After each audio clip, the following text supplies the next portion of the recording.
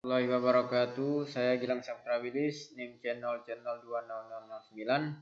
Ini saya akan mempresentasikan hasil PPT saya yang berjudul Kerangka Dasar Penyusunan dan Penyajian Laporan Keuangan Syariah. Tujuan akuntansi keuangan dan laporan keuangan. Yang pertama, dapat digunakan sebagai panduan bagi Dewan Standar untuk menghasilkan standar yang konsisten. Yang kedua, tujuan akan membantu bank dan lembaga keuangan syariah untuk memilih berbagai alternatif metode akuntansi pada saat standar akuntansi belum mengatur. Yang ketiga, tujuan akan membantu untuk memandu manajemen dalam membuat pertimbangan atau judgement pada saat akan menyusun laporan keuangan. Yang keempat, tujuan jika diungkapkan dengan baik akan meningkatkan kepercayaan pengguna serta meningkatkan pemahaman informasi akuntansi sehingga akhirnya akan meningkatkan kepercayaan atas lembaga keuangan syariah. Yang kelima, penetapan tujuan yang mendukung penyusunan standar akuntansi yang konsisten. Soalnya pemakaian dan kebutuhan informasi. Yang pertama, pemegang saham. Yang kedua, pemegang investasi. Yang ketiga, pemilik dana. Yang keempat, pemilik dana tabungan. Yang kelima, pihak yang melakukan transaksi bisnis. Yang keenam, pengelola zakat. Dan ketujuh, pihak yang mengatur. Adapun prinsip dasar dalam ekonomi Islam. Prinsip dasar dalam ekonomi Islam menurut Ibnu Al-Arabi adalah sebagai berikut. Yang pertama, tidak boleh adanya bunga dan perdagangan tersebut adalah halal.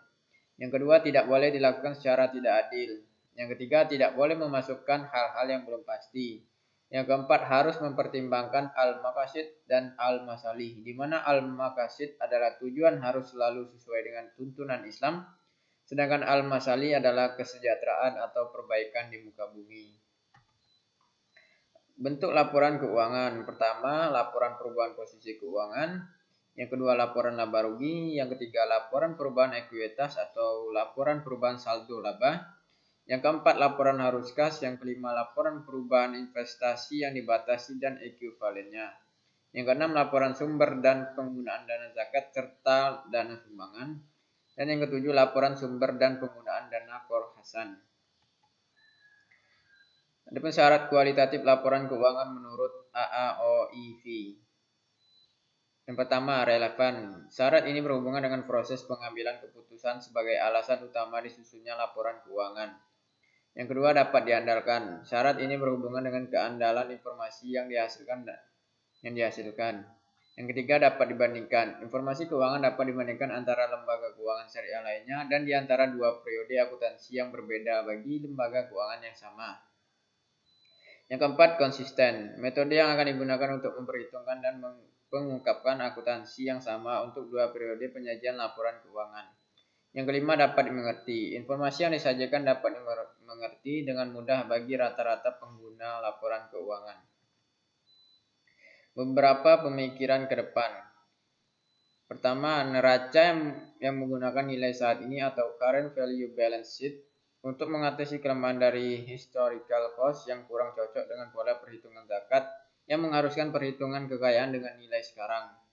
Yang kedua, laporan nilai tambah atau value added statement sebagai pengganti laporan laba atau sebagai laporan tambah atas neraca dan laporan laba rugi. Yang ketiga, konsep nilai tambah pada awalnya dikembangkan dalam akuntansi sosial dan lingkungan dan dianggap sebagai jawaban atas kelemahan akuntansi keuangan konvensional sehingga diusulkan sebagai laporan tambahan. Yang keempat, selanjutnya Baydon dan Willett 1994-2000 mengusulkan bentuk laporan nilai tambah syariah setelah melakukan rekonstruksi melalui telaah filosofis teoritis akuntansi syariah. Itulah hasil presentasi saya kali ini. Saya akhiri. Wassalamualaikum warahmatullahi wabarakatuh.